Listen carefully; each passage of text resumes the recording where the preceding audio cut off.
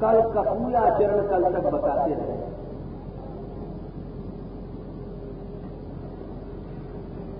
जिनसे भक्ति नष्ट हो जाती। भगवान की शरणागति कभी पूरी नहीं होती और शरणागति की बाधक होने से सभी आचार्यों ने और सभी शास्त्रों ने इसका वर्णन किया है। ये कपूलाचरण ही विकसित होकर के भक्तापराध करा है। जिस भक्तापराध से आप वैकुंठ में भी हैं, भगवत धाम में हैं, तो भी नीचे आ जाए।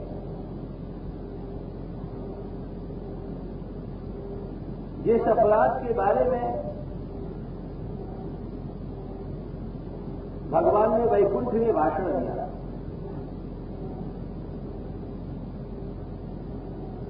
और इसका सभी ग्रंथों में अनुवाद मिलता है, जैसे चैतन्य चरितामृत में भी मिलता है कि भक्ति की लता बढ़ी, बढ़ते बढ़ते अरे भाई ये पेड़ तो थोड़ी देर बढ़ता है, 20 फीट 25 फीट या और थोड़ा ज्यादा बढ़ता है। भक्ति लता के बारे में लिखा, ये लता बढ़ी, ऐसी बढ़ी कि इस जहां पर जो साधक भक्ति कर रहा है उस आकाश मंडल को पार करके उस ब्रह्मांड के पार चलते चलते अनंत ब्रह्मांडों को पार कर गई। ये ऐसी लता है, ये समझना कठिन है भक्ति की महिमा, परंतु जो महापुरुषों ने लिखा वो कहना तो है ही है, समझ में आवे चाहे नहीं आवे, कृपा से समझ में आता है, वैसे तो नहीं, मानवीय बुद्धि से नहीं समझा जा सकता। इसके समझने का उपाय केवल श्रद्धा है। प्रहलाद जी ने यही बात कही थी, यही एक ऐसी ताली है जिससे वो ताला खुल जाएगा, जिस ताले के भीतर भक्ति शक्ति है और जिस शक्ति से सर्वशक्तिमान को बांध लिया जाता है।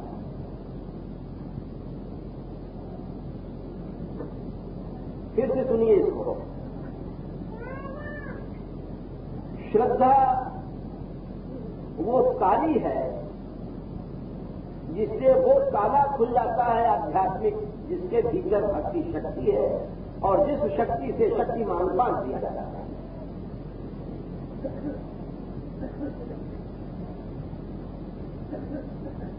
प्रहलाद जी ने कहा था अपना अनुभव बताया, मुझे देखो, मुझ सरीखा कोई दुर्बल नहीं होगा, मुझ जैसा कोई कमजोर नहीं होगा। एक 5 साल का बच्चा क्या कर सकता है? बड़े बड़े अफसरों के सामने, बड़े बड़े अस्त्र शस्त्रों के सामने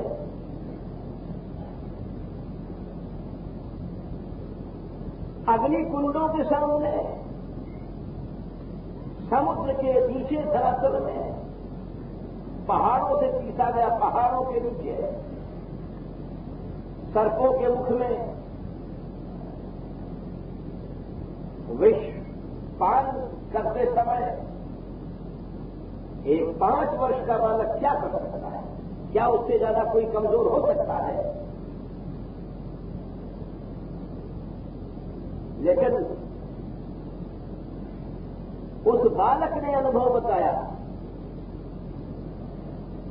वाह क्या धन्य है, ऐसे महापुरुष भक्तों को धन्य है जिनका आज हम लोग कृष्ण कृपा से यश गाते हैं और सुनते हैं। ये भी कम नहीं। उन्होंने बताया कि अरे दुर्बल से दुर्बल प्राणी हो, श्रद्धा के सहारे उस भक्ति शक्ति को प्राप्त कर लेता है जिसके अधीन सर्वशक्तिमान पूर्ण पुरुषोत्तम परब्रह्म परमात्मा भी बंधन में आता है, नचाने से नाचता है, दास बन जाता है, भक्तों की चाकरी करता है, अपनी समस्त गौरव को छोड़ करके, अपनी समस्त ईश्वरता को छोड़ करके, अपनी समस्त भगवत्ता को फेंक करके वह पूर्ण पुरुषोत्तम परब्रह्म जिस भक्ति की शक्ति के कारण एक छोटे से छोटे प्राणी के सामने, एक कौवा के सामने, एक गिद्ध के सामने, एक बंदर के सामने, एक भालू के सामने भी विवश नाचता है।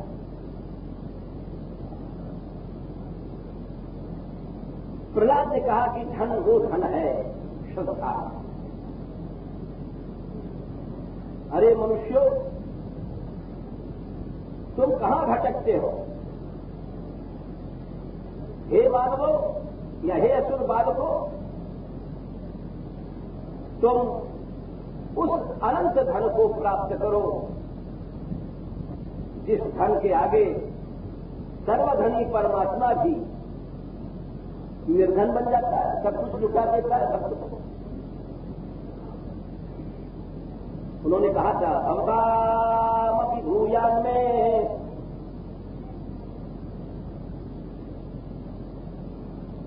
तुम असुर बालक जरूर हो, ये निराश मत हो कि हम असुर हैं, ये निराश मत हो कि हम पापी हैं। अरे भाई, कोई भी निराश मत हो, ये मत सोचो कि हम थोड़ी सी हमारी उम्र बची है, ये मत सोचो कि वो रास्ता अनंत है,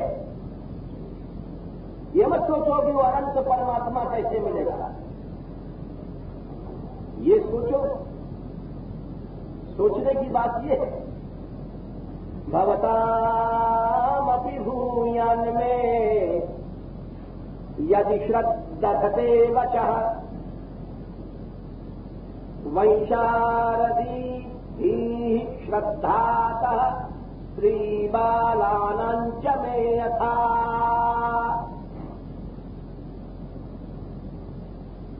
असुर बालकों,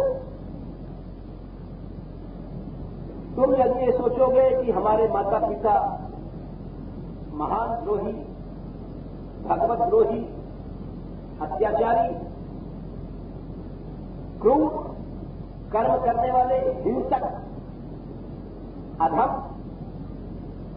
ऐसा मत सोचो। ये सोचो कि हमारी श्रद्धा किस तरह से बढ़े। यदि श्रद्धते वच, यदि मेरी बात तुम मानते हो, एक पतित से पतित स्त्री बालानांच में ऐसा, मैं मुझ जैसा कमजोर 5 साल का बच्चा भी अनंत शक्ति संपन्न हो सकता है।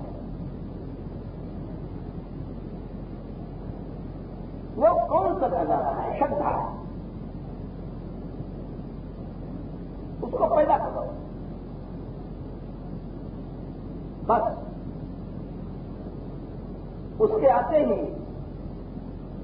तुम्हारे भीतर आश्चर्यजनक शक्तियां आ जाएंगी, शक्तियों का विकास होने लग जाएगा। तुम कमजोर नहीं रहोगे, तुम दुर्बल नहीं रहोगे, तुम्हारे पास वो बल आ जाए। सुनेरी मैंने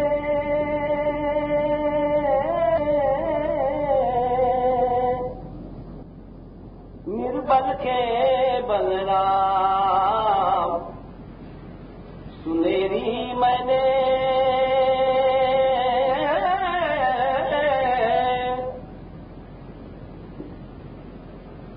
वो बल जो एक ही है और कोई दूसरा बल नहीं है संसार में। बल तो एक ही है जिसकी शक्ति के आगे समस्त शक्तियां कांपती हैं, जिसकी शक्ति के आगे अनंत शक्तियां नाचा करती हैं, उसी को बल कहते हैं। न केवलम में भवतश्च राजन् सवै बलमो बलिनां चापरेषां परे वरेमि स्थिर जंगमाये ब्रह्मादयो येन वशं प्रणीता। प्रहलाद ने कहा, पिताजी मेरे में क्या ताकत है और आप में क्या ताकत है? कुछ नहीं है। जैसे आप निर्बल हैं मैं भी निर्बल हूं। ये धोखा है आपको कि मैं बली। ये केवल हिरण्यकशिपु की बात नहीं है, संसार के सब लोग इस धोखे में है कि हमारे पास ताकत है।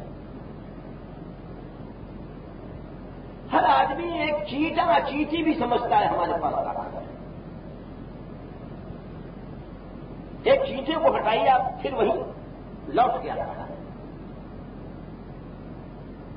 बस यही हालत है हर प्राणी की। अज्ञान में अपने को समझता है मेरे पास धनबल है, मेरे पास जनबल है, कुटुंब बल है। अरे भूल जाता है कि हम लोग कितने कमजोर हैं, अपनी छींक पात को नहीं रोक सकते और बली बनते हैं। बड़े आश्चर्य की बात है।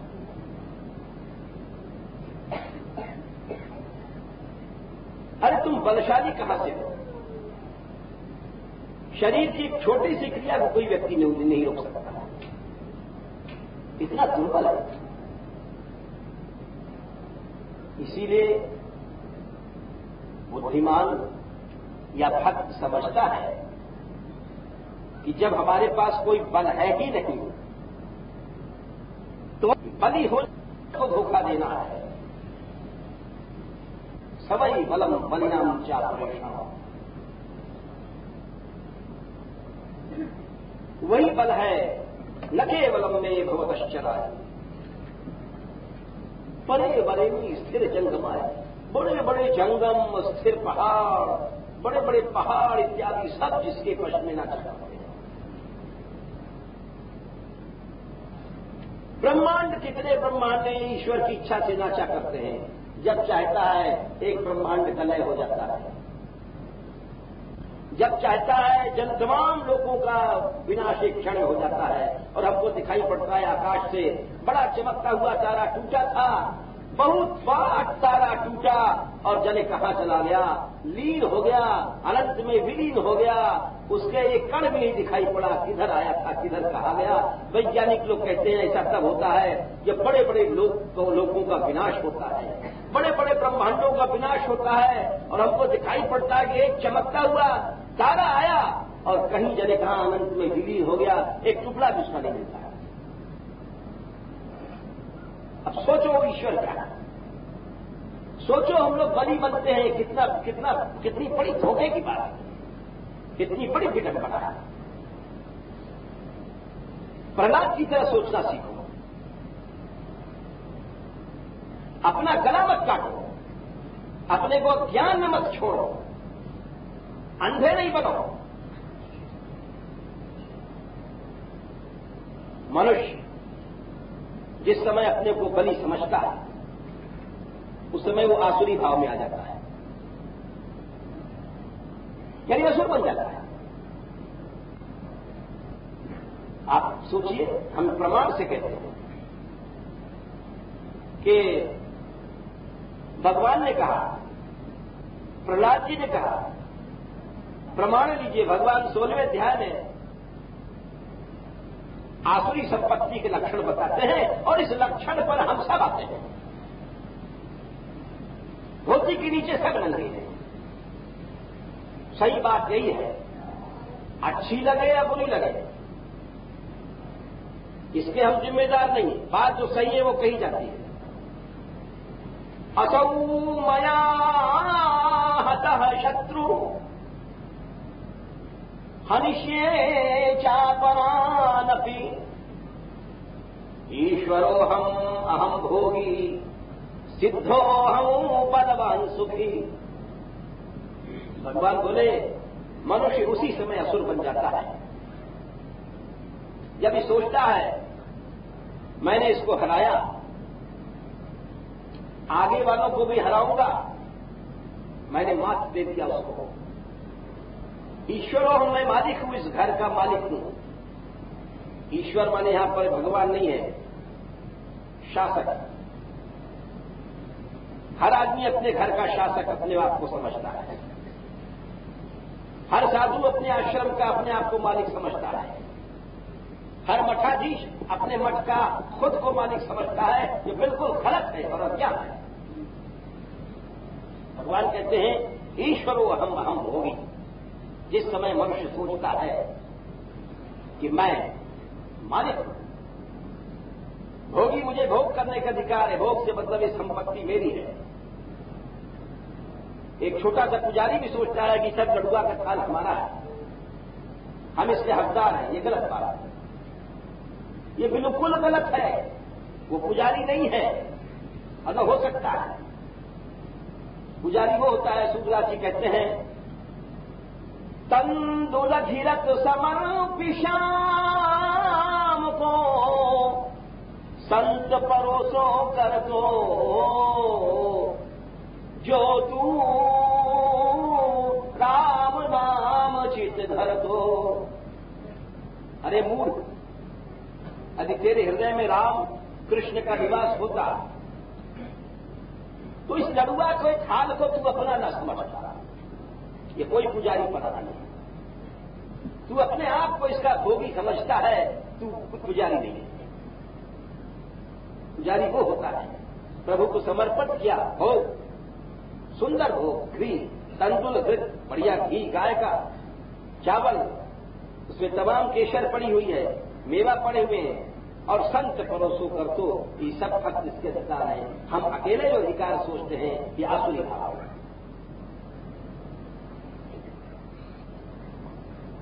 इसीलिए आसुरी भाव क्या है, ये हर समय हम लोग रहते हैं, इसी आसुरी भाव है और इसको जान नहीं पाते। एक छोटी सी लंगोटी के भी अगर हम अपने को मालिक समझते हैं तो हम आसुरी भाव हैं।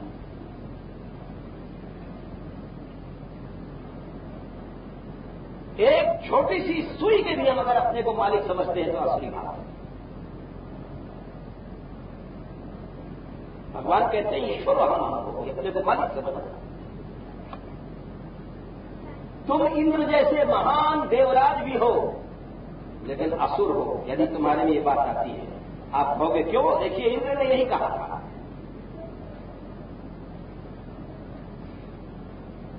जिस समय वृद्धासुर के प्रसंग में इंद्र ने गुरु का अपमान किया था, गुरु आए उठकर खड़े नहीं हुए। चारों ओर से 33 कोटि देवता उनकी स्तुति कर रहे हैं इंद्र की। 12 सूर्य हाथ जोड़े खड़े हैं। 11 रुद्र, विश्वेदेव, 2 अश्विनी कुमार, 7 जगन, ईशव देवता, 50 मरुद्गण। देवराज ने सम्मान नहीं किया। संपत्ति का मद था। जब गुरु चले गए तब इंद्र कहते हैं आहा, अरे इस संपत्ति को देखो, मुझको एक क्षण में इंद्र से असुर बना दिया। बुद्धिमान जो होगा वो संपत्ति नहीं चाहेगा, अज्ञानी ही संपत्ति चाहता है।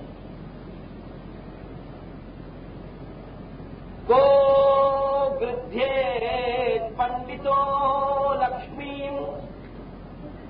अपि त्रिविष्टपतेरपि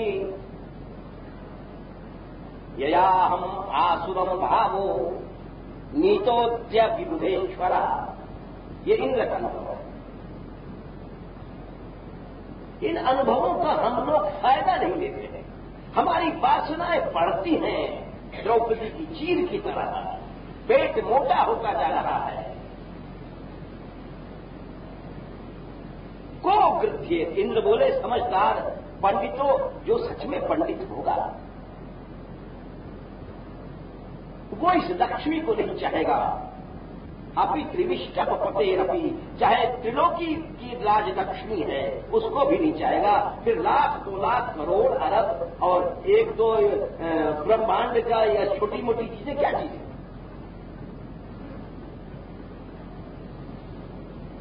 समस्त देवताओं का आधिपत्य प्राप्त हो जाए उसको भी नहीं चाहेगा। क्यों?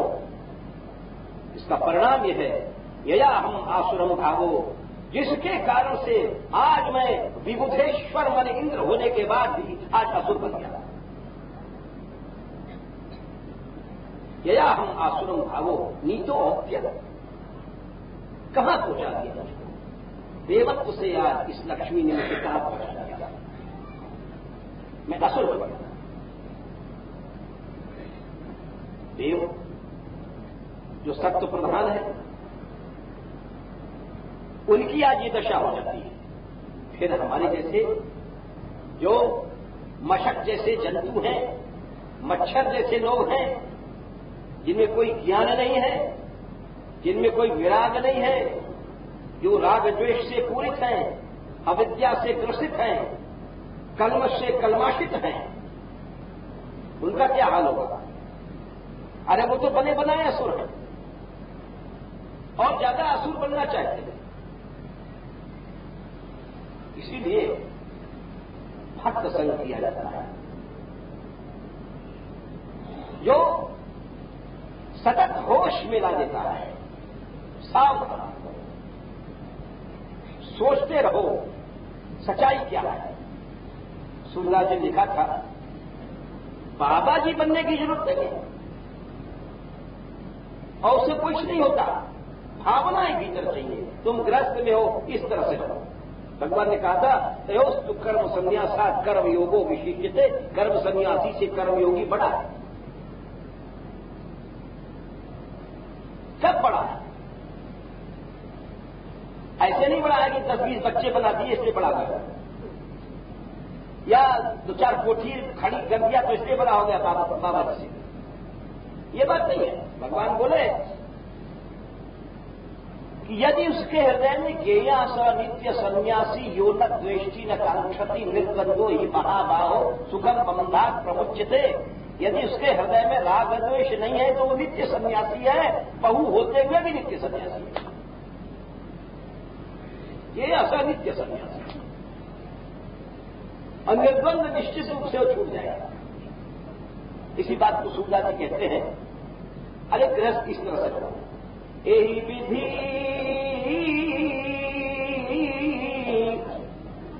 कहा घटे गो तेरो, यही विधि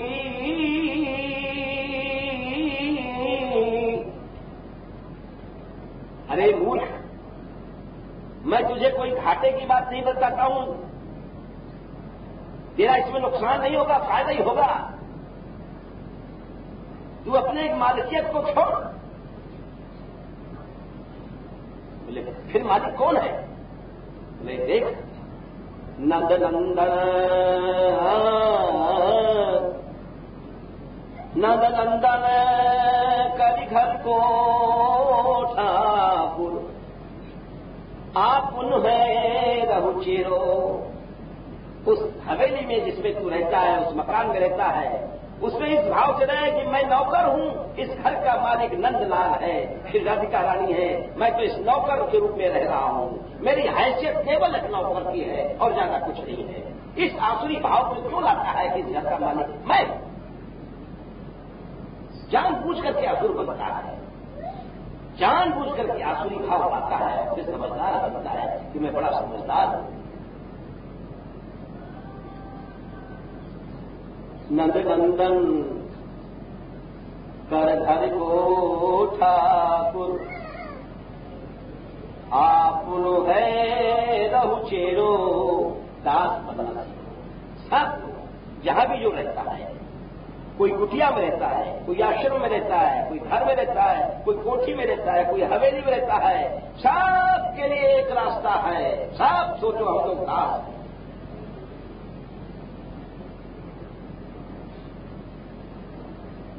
और उस घर में फिर जब भगवान रहते हैं तो क्या होता है? अरे भगवान रहते हैं तो उसमें ताश नहीं खेला जाता है। भगवान रहते हैं तो वहां पर विकर्म नहीं होगा, गुल गपाड़े नहीं होंगे। जहां भगवान रहते हैं वहां भगवान के भक्त रहते हैं। उस घर में क्या होगा? कहूं हरि कथा, कहूं हरि पूजा। साक्षात भगवान का धाम बना दो घर पर और देखें भगवान कैसे नहीं आता। कहूं हरि कथा, कहूं हरि पूजा। आपस में हर प्राणी वही बात कर रहा है, भगवत चर्चा। कहूं संतन को डेरो।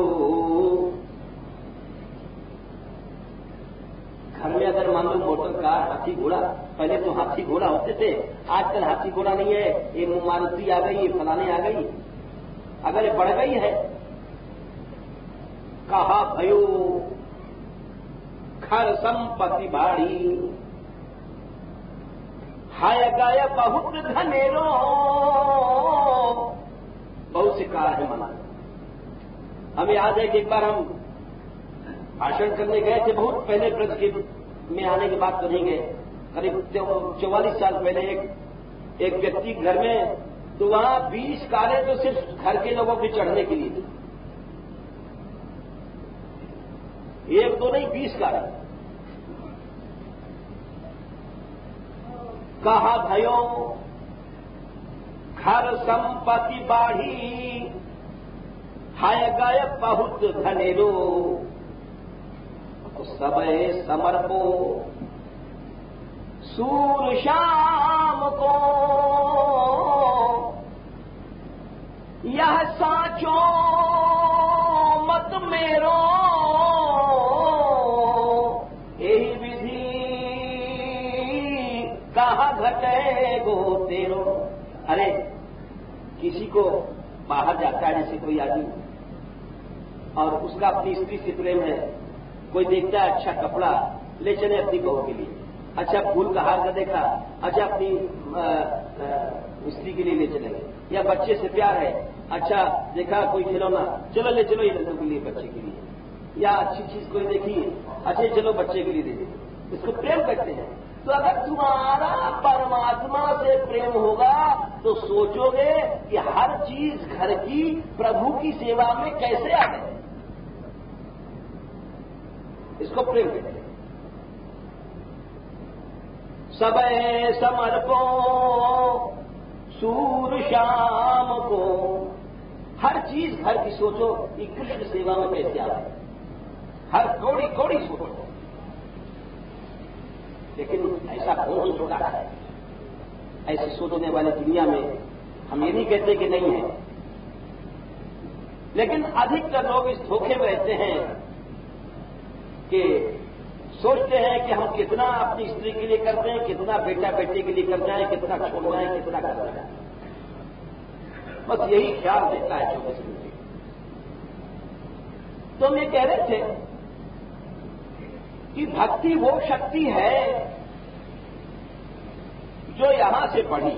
देखिए, जैसे एक पेड़ है, यहां से जड़ थी, जड़ से बढ़ा ऊपर चला गया, वैसे हमारे तुम्हारे मन में भक्ति का जो अंकुर सत्संग में बोया गया, वो धीरे धीरे पेड़ बन करके और बढ़ता बढ़ता इस सारे ब्रह्मांड को पार कर गया।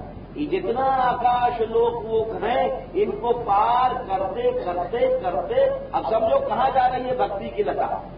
पार करते करते करते उस अनंत ब्रह्मांड के बाहर जहां माया शक्ति खत्म हो जाती है, उसके आगे बिरजा नदी के बाहर पार करके भगवान के धाम में पहुंची, और भगवान के धाम में पहुंचते पहुंचते पहुंचते भगवान के चरणों में पहुंच गई, और भगवान के चरणों में जाकर के निपेट लिया भगवान के चरणों को। ये हो गया अखंड संबंध भगवान का और भगवान के भक्त का। यहां बैठे बैठे कितनी लंबी रस्सी थी। ऐसा होता है। ये जो अंकुर था पेड़ बना, मीरा ने लिखा है, ये भक्त लिखता है, जिसको अनुभव होता है ना, वो लिखता है, गाता है, उसको हमारे जैसे मूर्ख नहीं समझता है। मीरा ने लिखा था, आंसुअन जल सींच सींच प्रेम बेली बोई। ये प्रेम का बीज मैंने बोया था सत्संग में जाकर के। वो कृष्ण कथा होती थी तो मैं नाचती थी, कृष्ण कीर्तन होता था तो गाती थी। इस तरह से मैंने इस प्रेम की लता को बढ़ाया। ये अनुभव है। देखिए, आंसुअन जल सींच सींच प्रेम बेली बोई। अब तो बेल फैल गई। जब पेड़ बड़ा हो जाता है, जब उसमें से फल निकलता है, तो हम लोग खाते हैं अमरूद, बहुत मीठा लगता है। बड़ा हम जिस पहले बचपन में जिस घर में रहते थे उसमें अमरूद का पेड़ था, तो खाते थे, बड़ा लगता था, देखने में अच्छा लगता था, तोड़ के खाते थे, बड़ा मीठा फल है। उसी तरह से जब फल खाओगे तो लगेगा रे किसी को पेड़ अच्छा हुआ हम लोगों ने लगाया था। तो वैसे जब ये भक्ति की लता फलती है तो उसका फल क्या है? कृष्ण तुम्हारे वश में होकर के साथ साथ नाचता है, खेलता है। तो मीरा बोली, अब फल लगने लग गया, यानी ईश्वरानुभूति होने लग गई, ईश्वर का सानिध्य मिलने लग गया, ये फल है। और ऐसा फल लगता है। मीरा जी कह रही है, अब क्यों कह रही है पीछे बताइए, पहले सुन लीजिए। पहले आंसुअन जल सींच सींच प्रेम बेली बोई। अब तो बेल फैल गई, आनंद फल होई। ये फल आनंद कब लगा था? ये बेल कब फैलती है?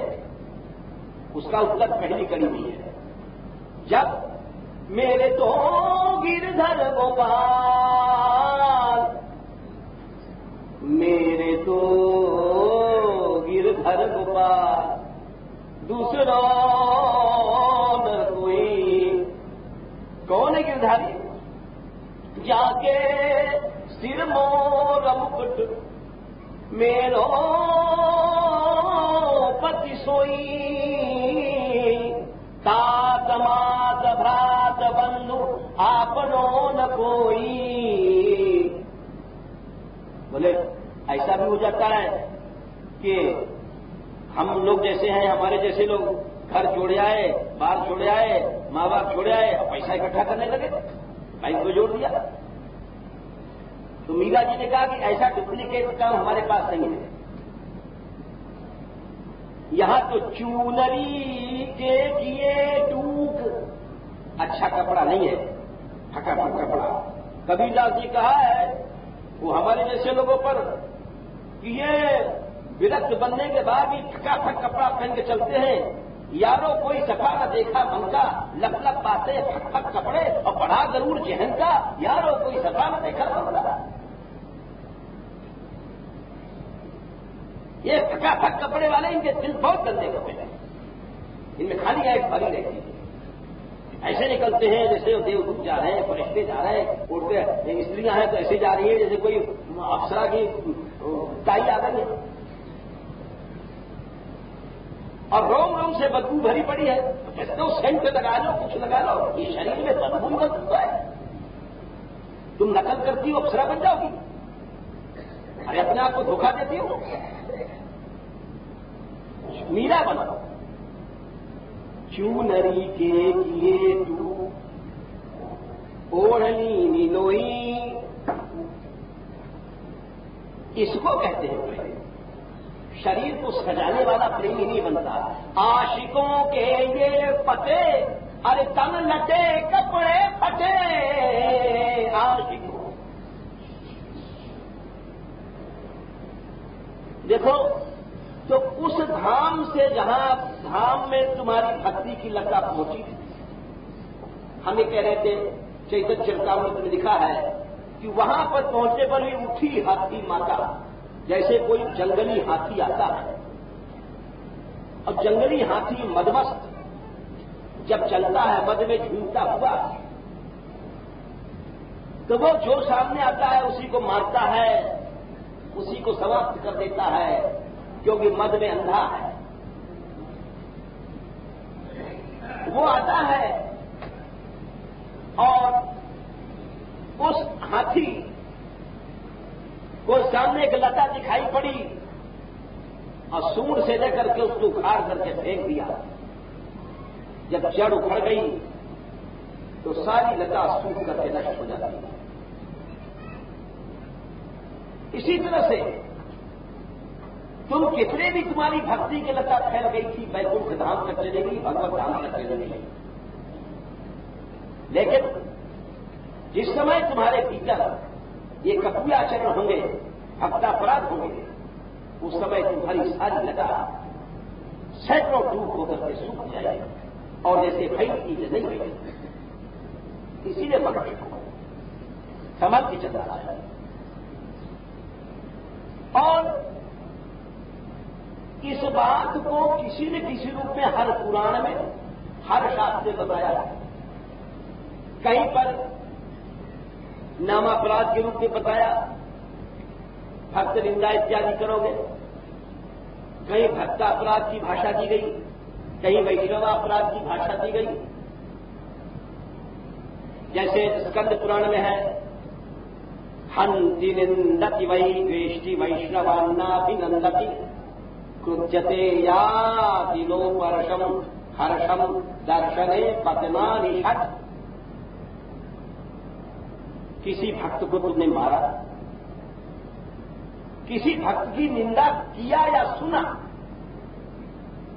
और अक्सर यही होता है समाज।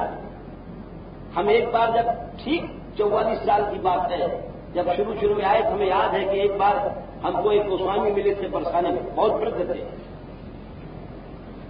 तो उन्होंने हमसे पूछा कि बाबा कहाँ रहते हो, नए नए थे। हमने कहा महान मंदिर रहते हैं। तो उन्होंने एक ऐसी बात कही थी आज तक हमको भूलती नहीं। तो वो बोले, वो ग्वालिया बाबा के शिष्य थे, अच्छे गवैया भी थे, बरसाने में उनके बराबर गवैया कोई नहीं था। तो वो हमसे बड़ा प्रेम रखते थे, हमारी कुटिया पर भी आते थे। अरे ग्वालिया बाबा सिद्ध थे, उनसे संगीत सीखे हुए थे, बैठ जाते थे समाज में तो ऐसी आवाज लगाते थे कि बस क्या बताएं। श्री जी की समाज साधु जैसा वेश, माला माला पहने, तो वो हमारी भेंट हो गई मंदिर में। तो यूं हो गई कि उस समाज में वो गा रहे थे तो हमने भी एक आवाज लगा दिया। तो एकदम वो चौंक गए, तुरंत हमारे पास आए, बोले तुम कहाँ रहते हो महाराज? हमने कहा मान मंदिर रहते हैं। कहते तुम तो गाते हो। नहीं, हमने ऐसी कुछ नहीं महाराज। तो प्रेम हुआ। तो उन्होंने एक बात कही थी, बोले मांगड़ रहते हो, कई घंटा सोते हो? हमने कहा महाराज सोने का तो कभी ज्यादा भी सो जाते हैं, कभी कम भी सो गए। तो उन्होंने कहा एक काम करियो, अपने सोने का समय दूना कर दे। अगर 6 घंटे सोता हो तो 12 घंटे सो। तो हमने कहा भाई हमारी बात समझ में नहीं आई। बोले अरे हम सही कह रहे हैं भाई, वो हमसे बड़े प्रेम करते हैं। बोले क्यों? कहीं जाए वो तू तो खाली बेकार की बात और निंदा होगी। चाहे तू बरसाने आ जा, चाहे गैबर बना जा, चाहे चिक्सोली चला जा, चाहे मानपुर चला जा, चाहे गृहस्थ समाज में बैठ जा, चाहे ज्यादातर गृहस्थ समाज में बैठ जा। ये उनके शब्द है। वो ऐसा है, वो ऐसा है, वो ऐसी है, वो ऐसा है, वैसी है। बोले इसके सिवाय कुछ नहीं मिलेगा। एक वाक्य पढ़ते हैं भागवत में कि देखो वो बेचारे संस्कृत के पंडित तो नहीं थे, लेकिन ये बात भगवान सुखदेव जी ने भगवान के मुंह से कहलाई है, ब्रह्मा जी के मुंह से कहलाई है। अब मिला लो ये बात और उन गोसाई जी की बात एक है। वहां कहते हैं यन्न ब्रजंत्यगभिधो रचनानुवादात् क्षणवंती येन्य विषया कुकथा मतिघ्नि। भगवान के धाम में कुकथा सुनने वाले कभी भी प्रवेश नहीं पा सकेंगे। वो कितना भी साधन कर लेंगे, उनके लिए नो एंट्रेंस, नो एडमिशन, तुम नहीं आ सकते हो। यन्न ब्रजंती, भगवत वाक्य है, तुम नहीं जा सकते हो।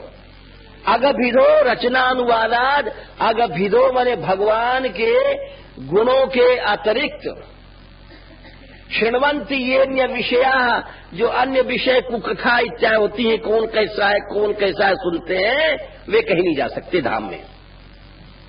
बोले उनको सुनने वाले वो ऊपर भी होंगे तो नीचे पहुंच जाएंगे। यास्तु श्रुता हत भगई नृभि आत्मसारा और तांस्तान छिपंत शरणेषु तमसु हंतु।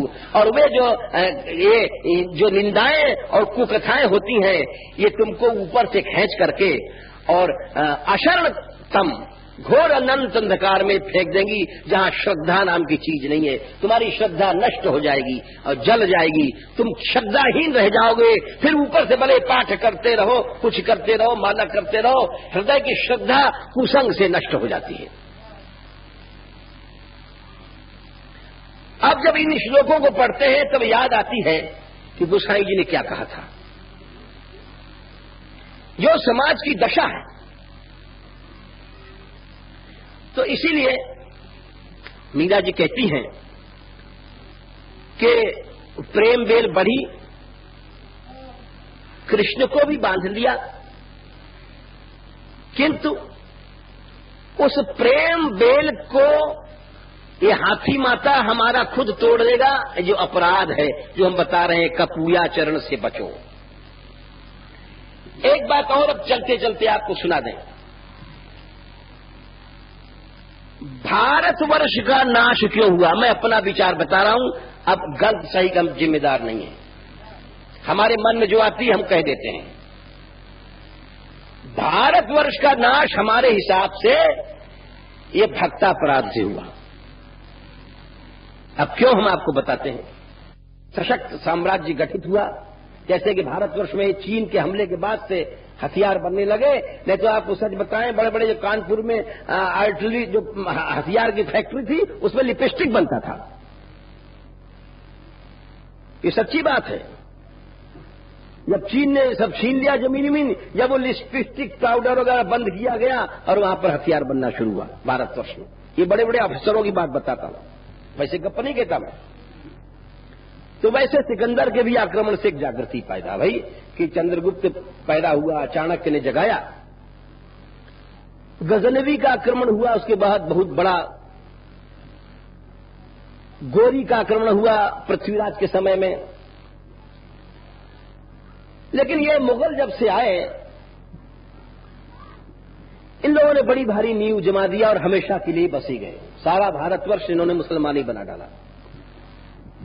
बाबर आया था, 16,000 सैनिक थे। उसका युद्ध होता है सबसे बड़ा भारतवर्ष में, जो भारतवर्ष का निर्णायक युद्ध था 1927 यानी 1927 में 17 मार्च को खानवा में लड़ाई हुई थी। बाबर की और सांगा या संग्राम सिंह जिसको कहते हैं, आगरे के पास खानवा में युद्ध हुआ था। उसमें राणा सांगा हारते हैं।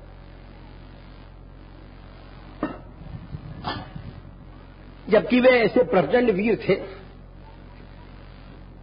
कि उनका परिवार ही बड़ा वीर था। जैसे आपको उदाहरण दें, कोई कोई राजवंश ऐसा हुआ है भक्तमाल में, खेमाल, रतन आदि राठौर, कई राजा बाप, लड़का, नाती, 3-3, 4-4 पीढ़ी के एक एक अलग अलग छप्पे में नाभाजी ने वर्णन किया है। इतने भक्त भय। वैसे ही वीरता में संग्राम सिंह की टक्कर नहीं थी।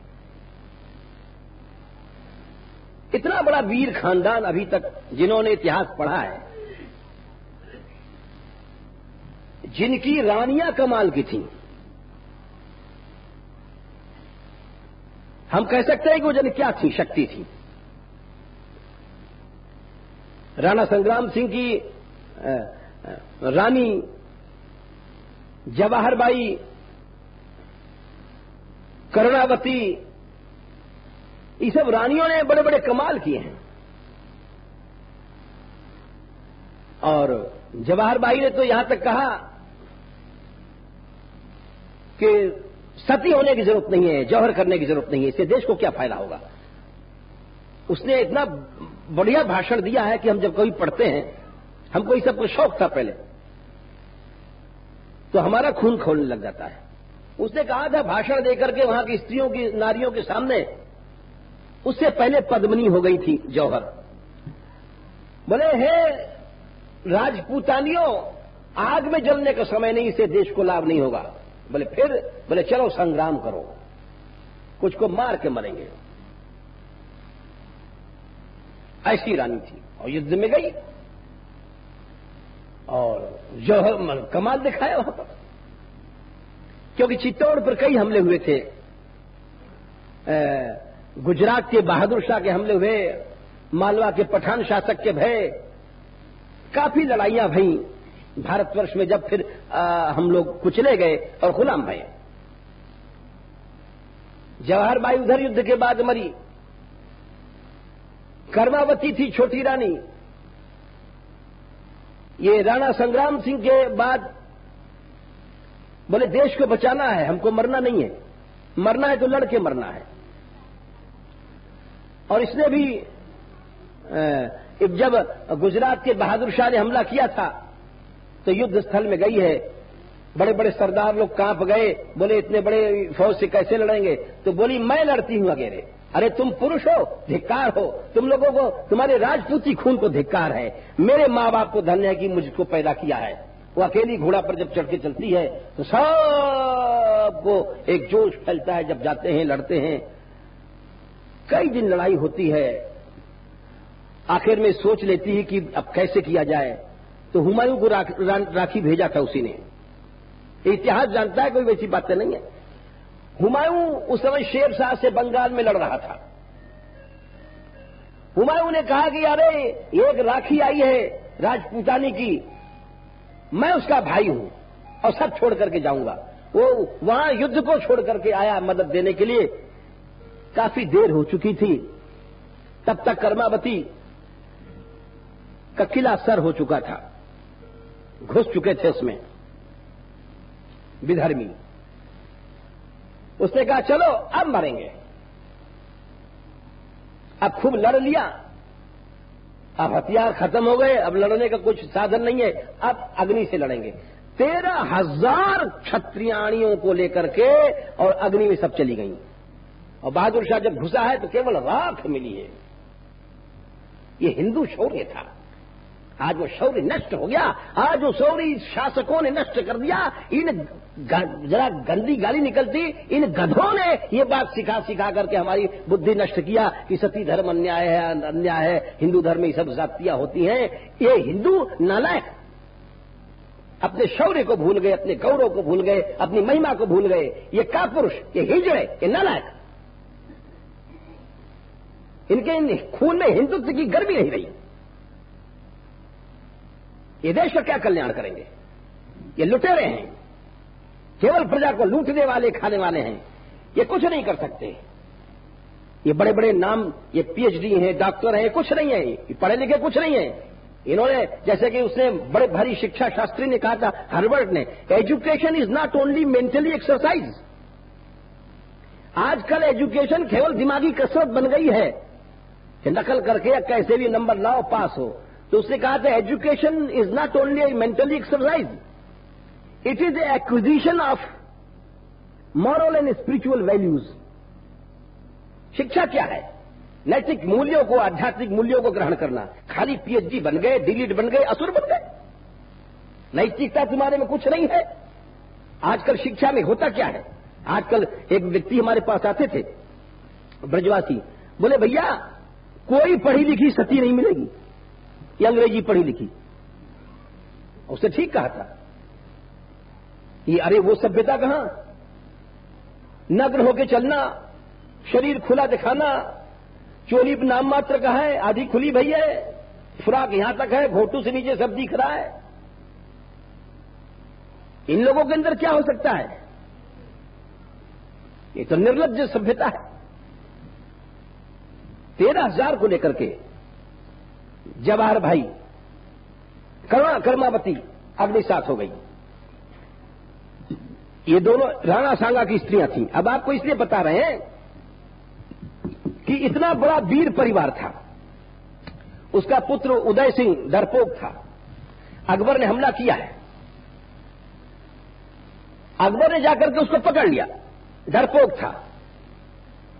जब युद्ध में सेनापति नहीं लड़ेगा तो सेना क्या लड़ेगी? डरने लग गया, सेना पीछे लौटी, हार हो गई। अकबर ने पकड़ लिया।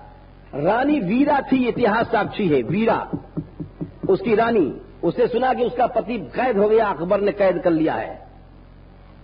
उसने कहा नगाड़ा बजा दो, वीरा जा रही लड़ने के लिए। नगाड़ा बजाया गया फिर से। जो भाग के आ रहे थे सरदार, दरवाजे पर खड़ी थी सिंघनी की तरह। बोले तुम लोग किले में नहीं घुस सकते, ये किला सिंहों का है, तुम कुत्ते हो, भाग जाओ यहां से। तुम कुत्ते हो, भाग जाओ यहां से। मैं सिंघनी हूं, मैं अकेले जा रही हूं लड़ने। बस इतना सुनते मान सारे सरदार फिर से लौट पड़े। खून खोल गया। जिस समय जाकर के वो लड़ी युद्ध के मैदान में, अकबर के सेना के छक्के छूट गए। ये हिंदुस्तानी इतिहासकारों की बात नहीं कह रहा हूं, ये कर्नल टॉड ने लिखा है, जो अंग्रेजी राइटर है। उसने कहा कि वीरा ने अकेले युद्ध को जीत लिया और उदय सिंह को छुड़ा के लाई और अकबर हार के चला गया। सारा घेरा वापस चला गया। इतना वीर परिवार था। अब कहां तक आपको सुनाएं? समय हो गया है। हम जो कहना चाहते हैं वो अपनी तोड़ पर आ रहे हैं। उनके सारे परिवार की अभी मैं आपको कथा सुनाऊं तो आप कहोगे कि क्या वीर परिवार था, आप भी आश्चर्य करोगे। लेकिन हुआ क्या? एक भक्तापराध से सब नाश हो गया। सन 1515 में मीरा का ब्याह हुआ था भोजराज से, राणा संग्राम सिंह के बड़े लड़के से। 12 साल तक राणा ने, संग्राम सिंह ने अत्याचार किया मीरा पर। इसीलिए 1927 में और खानवा के बैटलफील्ड में 17 मार्च को उनकी हार हुई थी। 12 साल का भक्तापराध था। इसको कोई नहीं समझ सकता है। इसको वही समझ सकता है जिसको भक्ति में आस्था है। बाकी आजकल के पढ़ने लिखने वाले हिस्टोरियंस, ये बड़े बड़े प्रोफेसर यूनिवर्सिटी के, ये डिग्री कॉलेज के होल्डर, ये नहीं समझ सकते कि भक्तापराध क्या है। एक मीरा को सताया गया। उसका कारण जो भी रहा हो, 1927 में उनकी हार भई। खानवा की बहुत भयंकर लड़ाई भई। खानवा के बैटल में राणा घायल होकर लौटे हैं। लेकिन अब इनको पाप भोगना था।